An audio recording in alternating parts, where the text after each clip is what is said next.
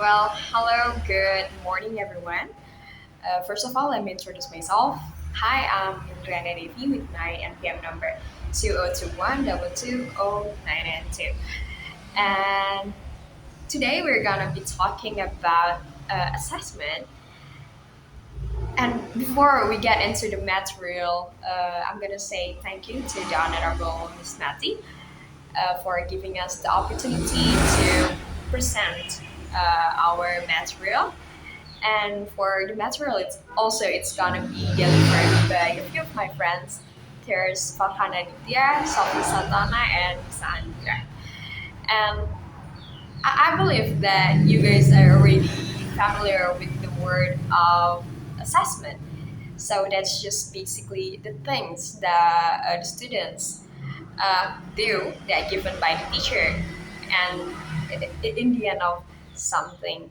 And there's like a lot of different kind about assessment.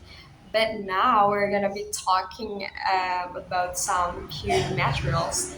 There's consideration for assessing to young learners, basic assessment terms and concept, principle of assessment, purposes and the type of language assessment, effective assessment activities, designing effective assessment for this lesson, and the last we're gonna hear about the teacher perspective and the conclusion of the material for today's material. And first, we're gonna hear uh, about the consideration for assessing to young learners and basic assessment terms and concept that gonna be delivered by our presenter to Sophie. Sophie, the time is yours. Considering for assessing learners, while TYL programs may need to use formal standard tests, they also need to assess their learners through alternative or informal assessment that monitor students' progress. Assessment is part of the learning process. In practice, teachers assess learner all the time. When learners participate in class or pair work, teachers note those who are successful using new vocabulary words or grammatical structure and those who are having difficult and need more practice or may require reteaching. By listening to learners as they participate in class or pair work, by noting a student who is having difficulty decoding a new word, by talking informally with a student before or after class. Teachers learn a great deal about their learners' progress and their own learning. Basic assessment term and concept. Understanding the word topic of assessment involves becoming familiar with a number of basic terms and concepts. Among these are number one is assessment, testing, and evaluation. Assessment is a process of identifying learning goals and determining how well students are meeting them. It is something that is ongoing, a process of monitoring learning and teaching. Testing is one type of assessment that formally measures learners' English language performance. It is usually given at set times during the term, at the end of unit, or the middle or the end of a term.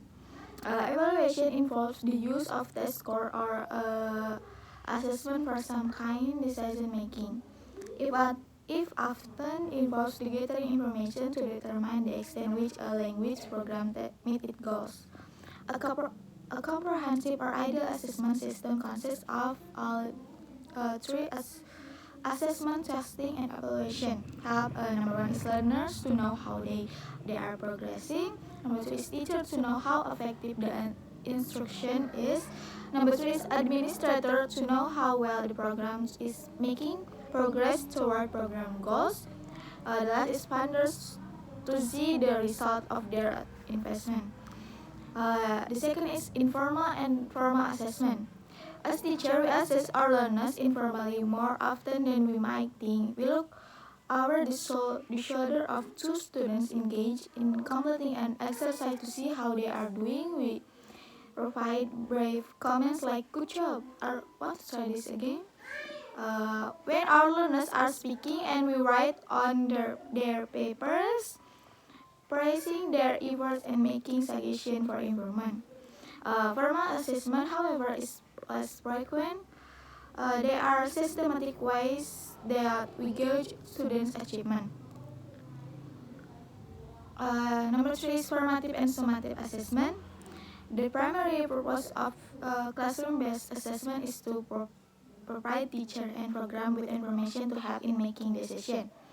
Formative assessment is the usual informal assessment that occurs during teaching and learning. This classroom-based assessment provides an ongoing picture of students' language growth and development. Formative assessment consists of observing students and noting strength and difficulty in doing classwork, maintaining a checklist of students' progress in using key vocabulary or grammar structure, asking questions and noting students' response. Summative assessment, as its name implies, summaries a student's learning the end of a year, a term, a course, or a unit of study. It involves assessment of learning. It is formal in nature, frequently undertaken with tests that measure specific language skills or overall proficiency in the language. No, and next, norm reference and criterion referenced assessment. Uh, Non-reference assessment rank each individual learner in comparison to all others who are assessed. Standardized formal high-stakes tests are usually norms referenced with each test taker's score ranked in relation the average score, the middle score, and the percentile of the score of all who took that test. Criterion reference assessment compares our students' performance to a set or specific criteria usually related to a curriculum or a course. Next is the last is discrete point and integrative assessment.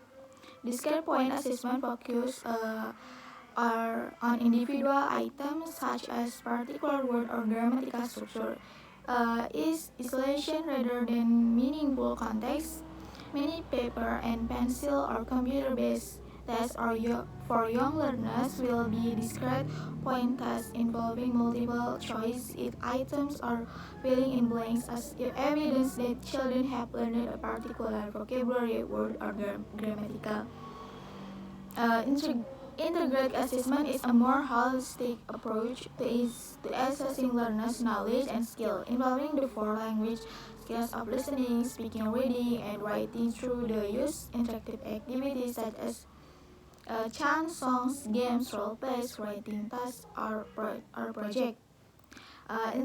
Integrated assessment more closely mirrors authentic language use and classroom interaction and is more likely to create more positive and anxiety-free classroom atmosphere that encourage children to take risks. Maybe that's enough for me. I give it back to moderator. Thank you. Okay, that's for consideration for assessing young learners and basic assessment terms and concept that's delivered by Sophie. That's such a clear explanation. And now we're gonna hear about principle of assessment and purposes and the type of language assessment that gonna be delivered by Farhan and Aditya. To Farhan and Aditya, the time is yours. Right, thank you moderator for giving me the time. Here I will explain the material, and the material is Principles of Assessment. Developing or identifying appropriate assessment for young learners involves understanding the basic criteria that guide all assessment, as well as the special guidelines for assessing young learners. Basic Assessment Guidelines. There's five criteria to guide the development of language assessment, especially in tests. These are reliability, validity, practicality, authenticity, Flashback. Here I will explain the reliability. For a language assessment to be reliable, the results should be accurate and consistent.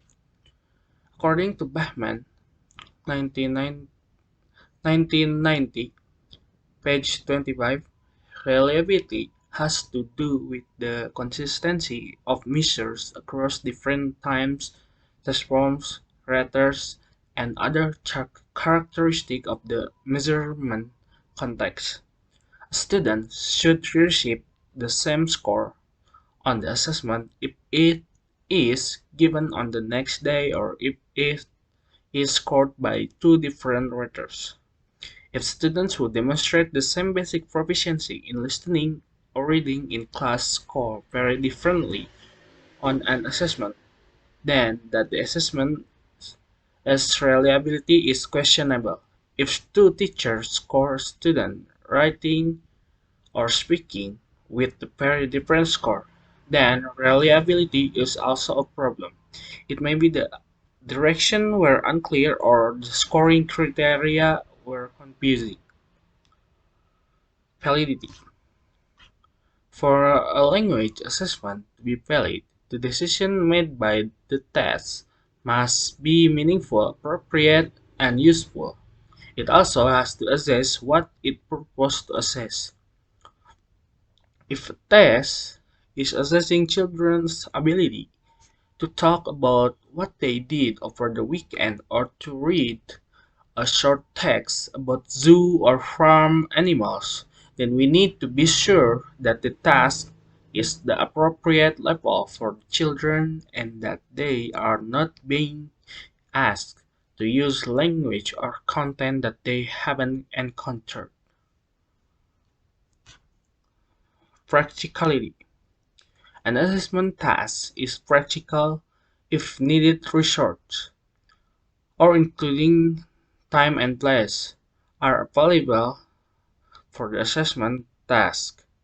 Even a brief one-to-one talk with a student may not be a practical if the class has 30 students and they only meet a few hours a week. But if class size is small and, and the time for instruction greater, it may be practical. One also has to consider the amount of time and training needed for scoring the assessment. And authenticity. A language assessment is authentic if the language being assessed is used in ways that are appropriate and relevant to young learners. For example, creating a greeting card, playing a word game, or collaboratively writing a new verse to a song or chant are being basically authentic, as they are ways that children use language and ways in which they are instructed to be authentic, and assessments should also be child-friendly. In general, paper and pencil tests do not meet the criteria of authenticity for young learners. Westbeck. Westbeck refers to the effect that tests have on teaching and learning. Its impact can be positive or negative. Ideally, a test should be promote more effective instruction. What is test should be what is agreed upon as the most important language, knowledge and use. And it can also influence the language curriculum and policy. Guidelines for effective assessment of young learners. In addition to meeting the five fundamental criteria discussed before, assessment for young learners should mirror learning. Assessment should reflect the goals and objectives of the curriculum and provide children with the opportunity to demonstrate what they know and can do with the language in tasks that are similar to the ones they have engaged with learning. If they are principally taught English orally through song, chants, stories, and games, then they should be assessed through similar activities, not through paper and pencil tests that focus on individual vocabulary and grammar items out of context in single sentences. The second one is assessment should contribute to learning. Effective, effective assessment should help both teachers and learners.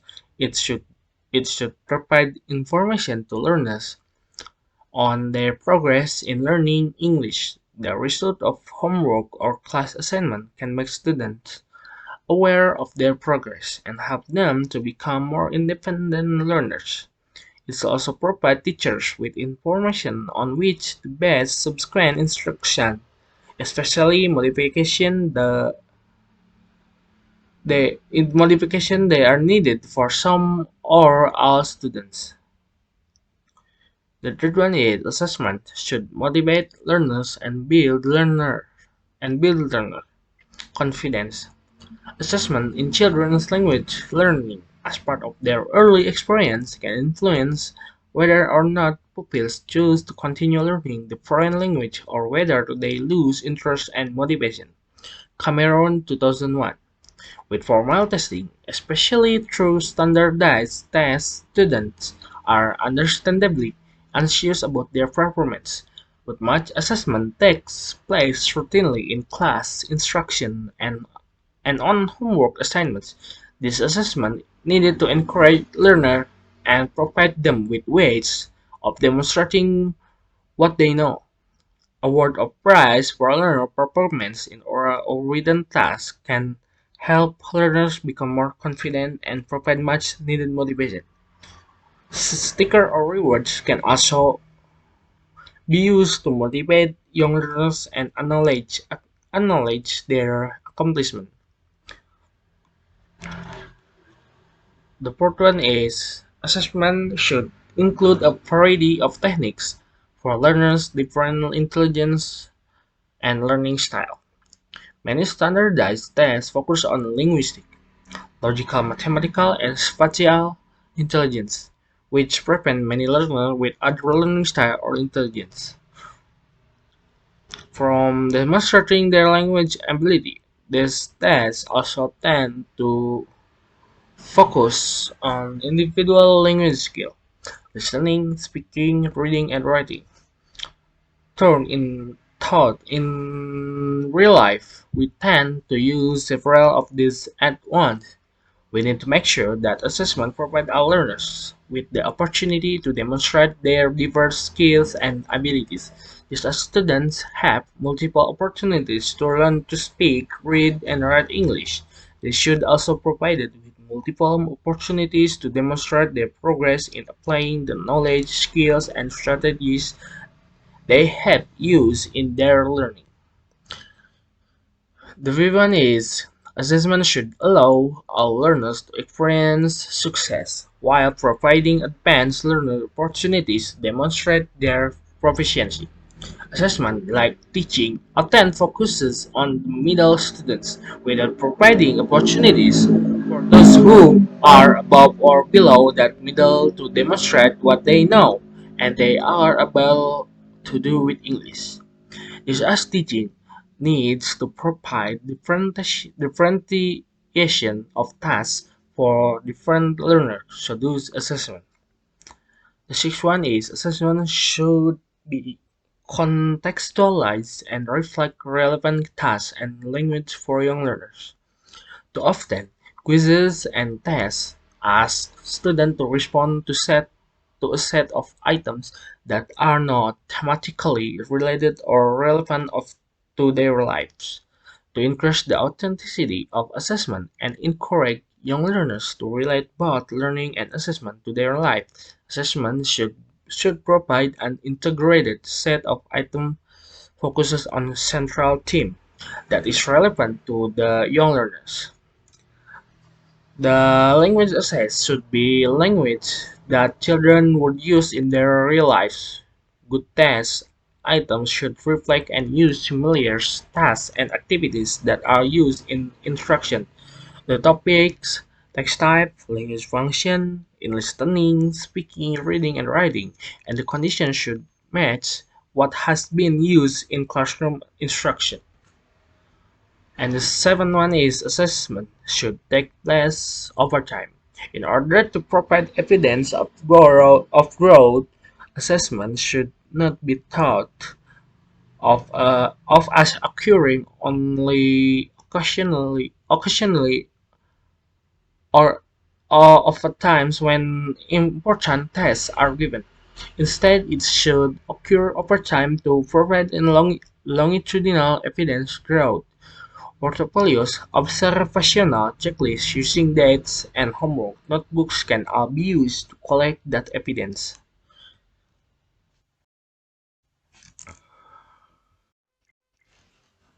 Purposes and types of language assessment. A traditional and alternative assessment. Traditionally, assessment has taken the form of tests or quizzes with multiple choice items, matching, filling in the blank, and true-false questions, sometimes in standardized tests that measure whether students have met specific objectives or outcomes, and other times created by the teacher. Sarikoban and Kuntas, 2010. In addition to these traditional forms of assessment, there are a number of alternative or performance assessment that require the learner to apply the knowledge, skills, and strategies used in learning.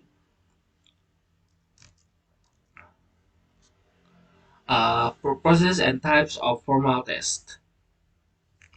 The purposes for formal tests include diagnostic tests, placement tests, achievement tests, and proficiency tests. The diagnostic tests are formative assessment used to identify features of English that are problematic for individual learners.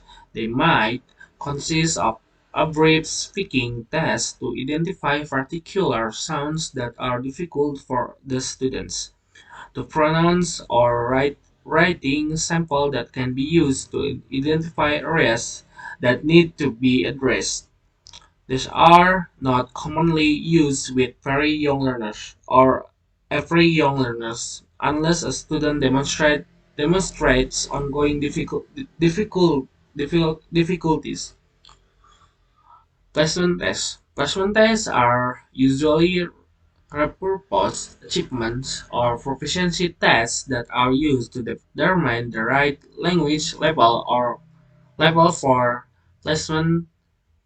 The test use portion of the content of the curriculum as the basis of the assessment. Finding the appropriate place where material is neither too easy nor the difficult for the learner. Achievement tests.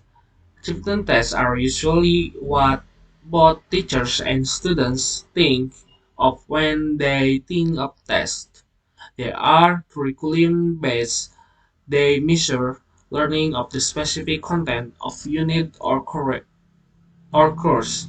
They are also summarized in nature but can provide formative feedback to teachers and administration on instructional change for that unit or course.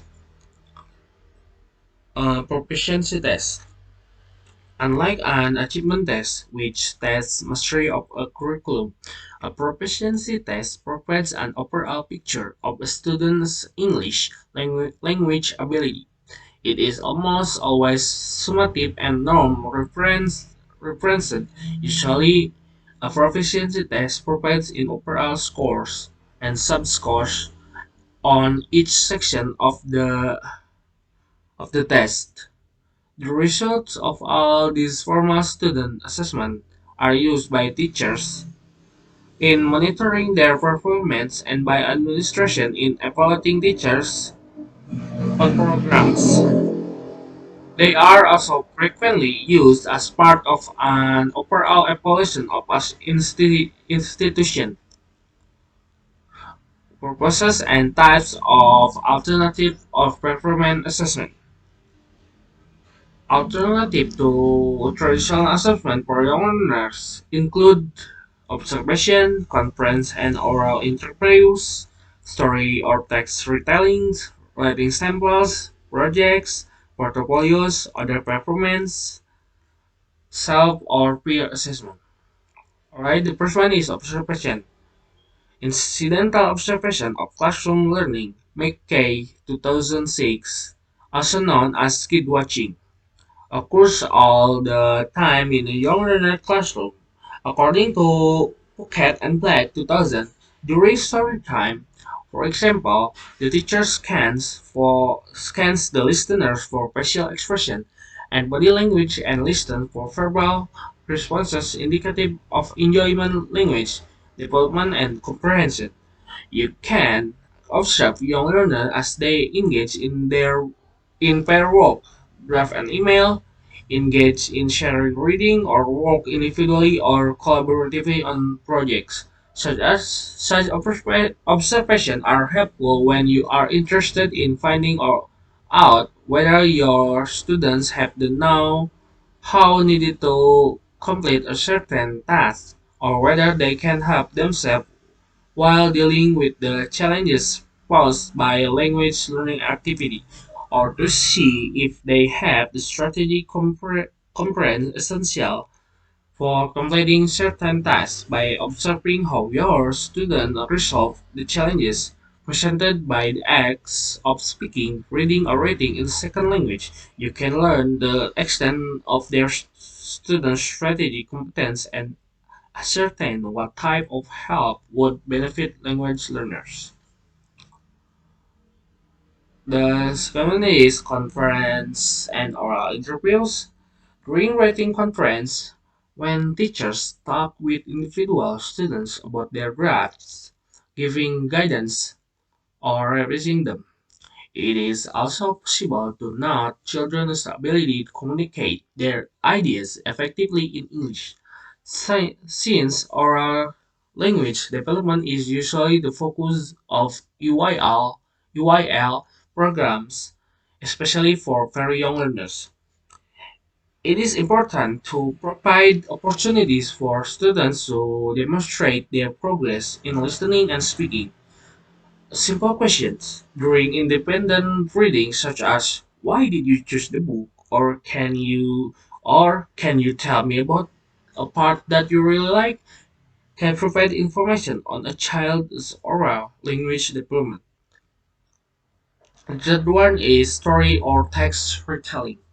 In story or text retelling, students read or listen to the original text and then retell their major events, selected details, or the main ideas. It is even possible to assess a beginning English learner whose listening skills are stronger than his or her speaking skills by telling the story in English, but allowing in the learner to retell the story in L1.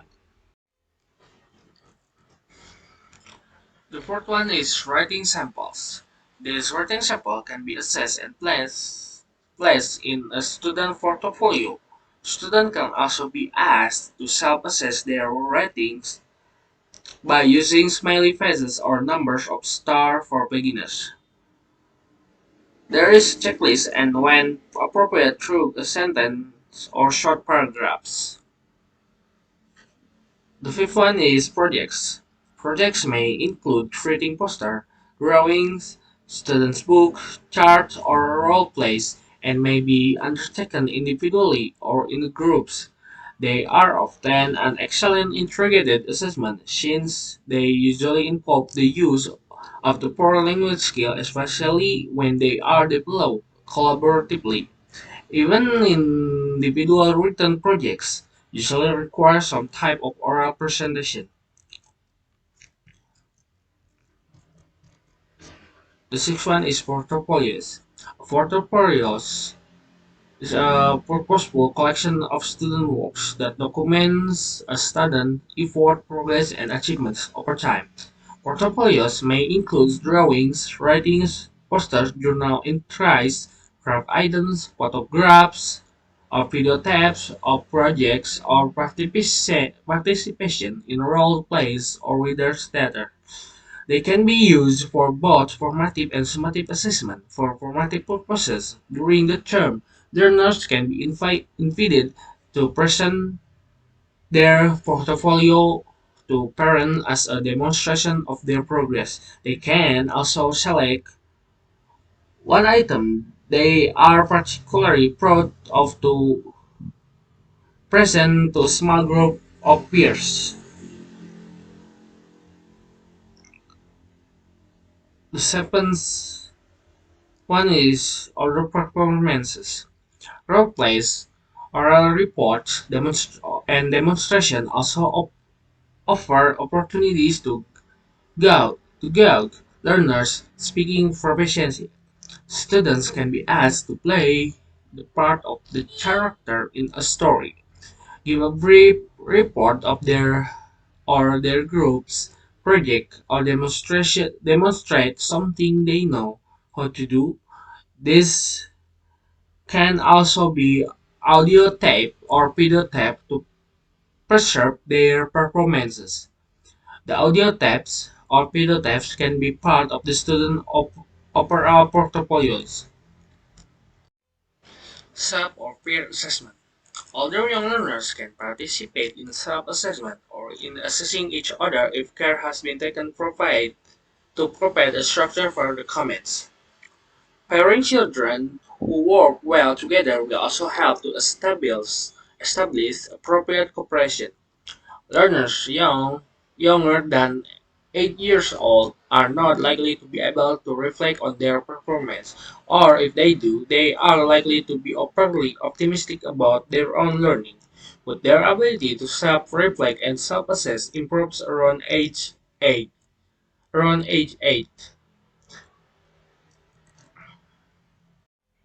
Ranking alternative assessments. Differences in the type of assessment also result in differences in the ways in which these assessments are scored. Some ways of scoring are rating alternative assessment include brief feedback, checklists, and rubrics. The first one is brief feedback. Classroom assignments such as filling in the graphic organism can be scored by the three-part system. The first one is symbol plus for excellent work. The second one is check mark symbol for the acceptable work. And the last one is minus symbol for work that needs improvements. Brief statements such as good job or great but you need work here. What's individual is the assessment. And the second one is checklist. Checklist provide a simple way of keeping a record of student performance in class. Observation can be noted on checklists that provides the names of the students on the left-hand side and the type of performance or outcome desired at the top. For example, a student engaged in pair work using verbs such as like to and don't like to, or key vocabulary such as windy, snowy, or rainy, in discussion would receive a check indicating that the students has successfully used the grammatical structure or key vocabulary. The checklist could also use number 1, 2, and 3 to indicate where a learner is on any task. It could be dated, it could be dated and then added to or repeats when a learner moves to the next level. And the last one is rubrics. Rubrics are scoring guides that are used in assessing students' oral or written performance on a range of criteria. Rubrics are usually provided to students before they engage in the task, enabling them to know how their speaking or writing will be assessed. As young learners become older, age 10 plus, and more proficient in English, they can help identify the important features to include in the rubrics and how these should be evaluated. In doing so, they can become much more aware of the important various features.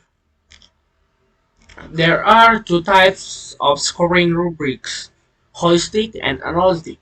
Holistic rubrics, which are more common for classroom assessment, provide a single overall score indicating how well the student has used these features. And analytic rubrics provide points for each feature and then add these up for composite score, usually on the basis of 100 points as a perfect score. Maybe that's all for me. I'll give it back to the moderator.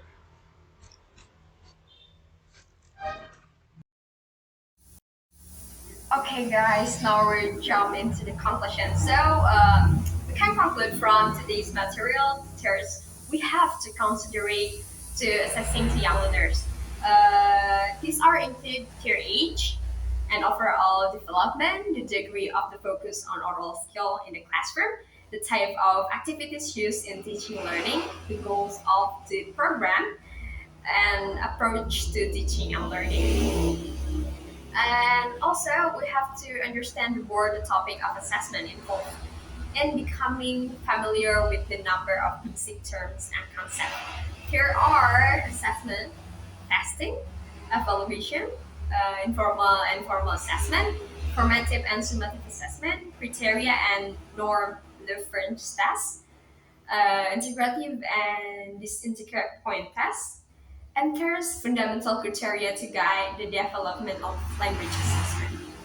The guideline for effective assessment of young learners, purposes of the types of formal tests, purposes and type of alternative assessment, rating alternative assessment, assessing other language, assessing written language, and the last is assessing vocabulary and grammar.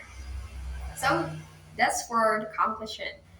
And here is our references that we use for today's material.